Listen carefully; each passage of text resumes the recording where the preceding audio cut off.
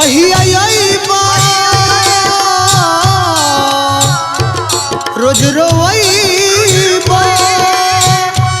सेज पर साथे कब सुतइबा कहिया अइबा रोज रोइबा सेज पर साथे कब सुतइबा आ घरे आ जइता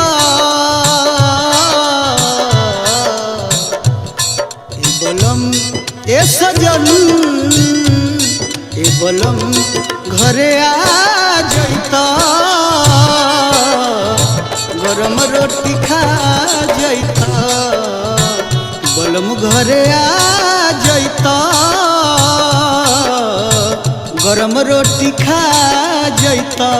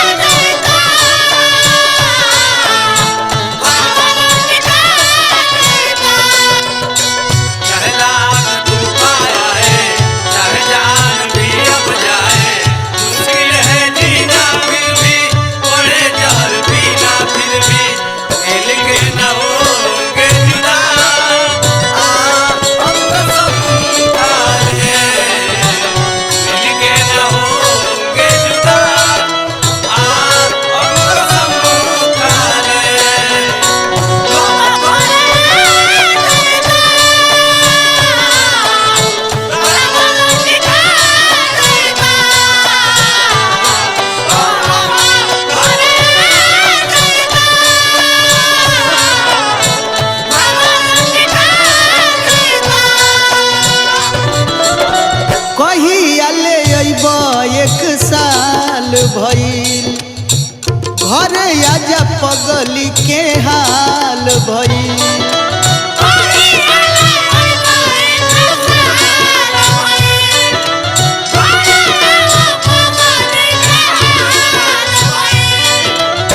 कहिया ले अइबा एक साल भइल घरे आजा पगली के हाल भइल नहीं अइबा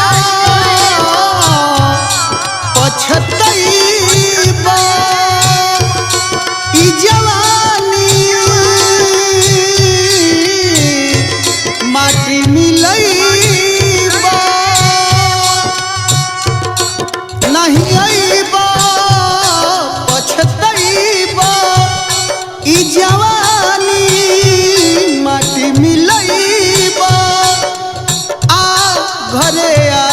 जइता ए बलम ए सजन ए बलम घरे आ जइता गरम रोटी खा जइता बलम घरे आ जइता गरम रोटी खा जइता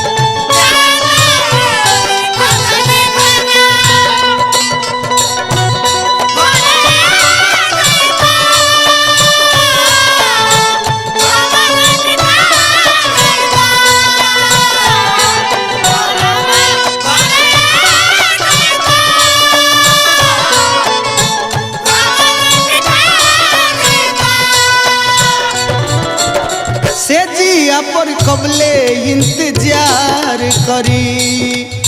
मन करे जहर हम खाई मरी